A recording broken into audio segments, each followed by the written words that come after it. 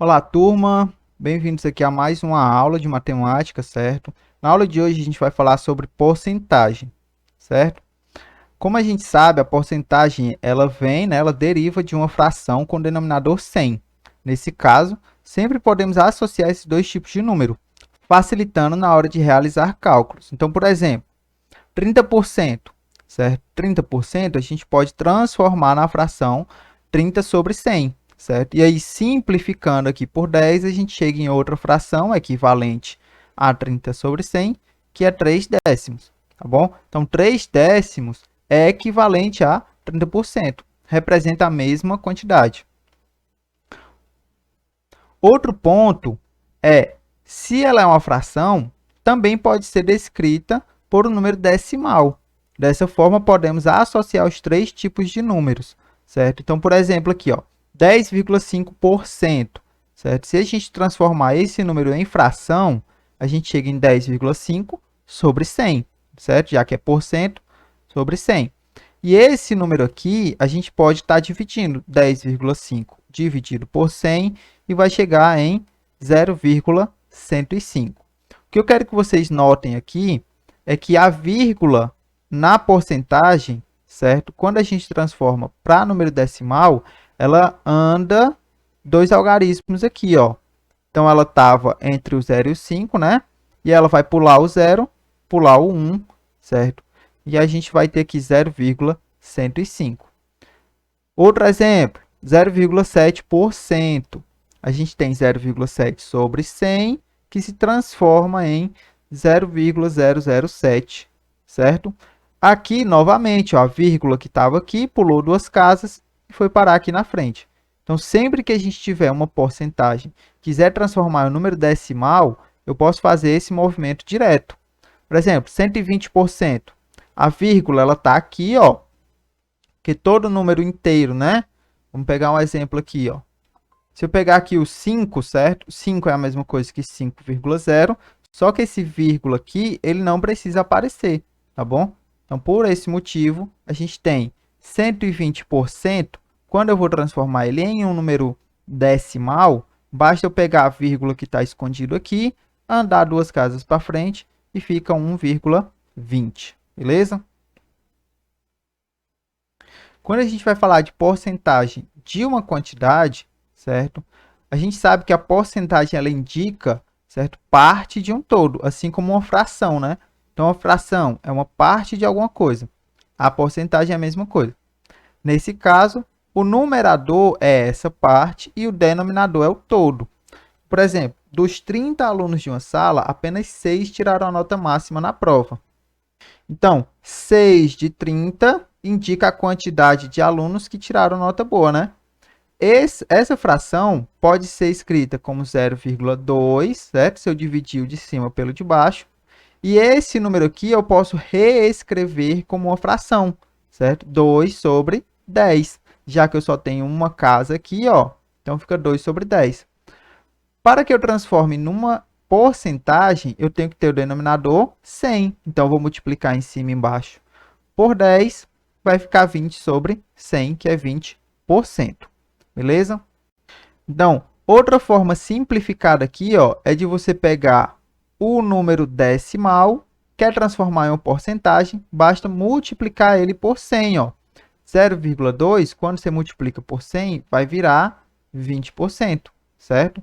A mesma coisa aqui, ó. Paulo recebe R$ 1.200 por mês e gasta 300 só com aluguel. Então, ele gasta 300 dos 1.200. Ele gasta 0,25, certo? De todo o total que ele recebe. Para que eu transforme em uma porcentagem, eu vou fazer todo esse processo, certo? Ou eu posso simplesmente multiplicar por 100 e colocar aqui o símbolo de porcentagem. Tranquilo? Entretanto, existem situações onde o inverso acontece. Ou seja, até agora a gente pegou uma quantidade e descobriu a porcentagem. Nesse caso, né, a questão fornece a porcentagem e quer saber a quantidade envolvida. Nesse caso, podemos operar uma porcentagem como uma fração ou como um número decimal. Então, vamos tentar visualizar isso aqui, ó. Só 5% dos atletas de uma cidade ganharam medalhas de ouro nos Jogos Intermunicipais. Se a cidade levou 40 atletas, quantos ganharam medalhas, né, de ouro aqui? Então, 5% de 40 é 5 sobre 100 de 40, certo? Vezes 40. Então, esse dia aqui, a gente transforma ele num vezes. E aqui esse 1 embaixo indica o seguinte, ó. Todo número inteiro, né, no caso aqui o 40, ele tem um denominador 1 escondido aqui. E é esse denominador 1 que a gente vai utilizar para fazer a operação de multiplicação. Então, 5 vezes 40 dá 200, 100 vezes 1 dá 100. Quando você divide, tem 2 atletas que ganharam medalhas, certo? Então, quando a gente tem porcentagem de uma quantidade, basta a gente multiplicar, né, essa porcentagem vezes a quantidade envolvida.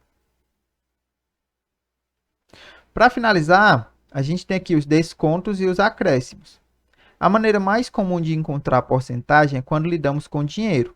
Nesse caso, basta subtrair, no caso do desconto, ou adicionar, no caso do acréscimo, parte do valor ao valor total. Então, ó, quando a gente vai lidar com desconto e com acréscimo, a gente tem alguns pontos que a gente precisa notar, tá bom? Que a gente precisa prestar atenção neles. Então, o valor nominal é o valor que a gente vai iniciar, certo, as nossas operações. E a gente chama ele de valor nominal.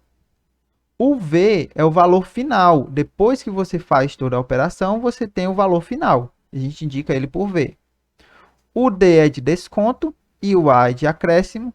E o meu I é a taxa envolvida, certo? Então, D e A é referente a valores. O meu desconto, certo? A taxa é o meu I, tá bom?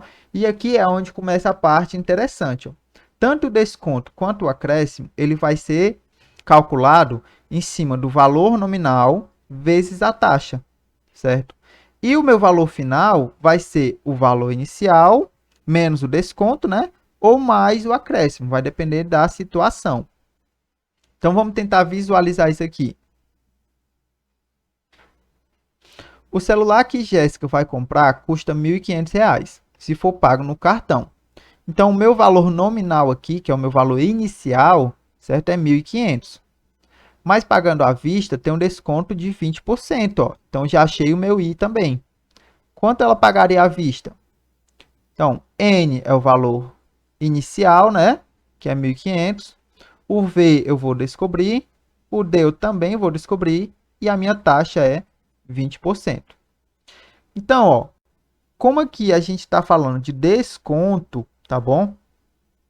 O meu desconto é 1.500 vezes 20%, que vai dar 300, ó.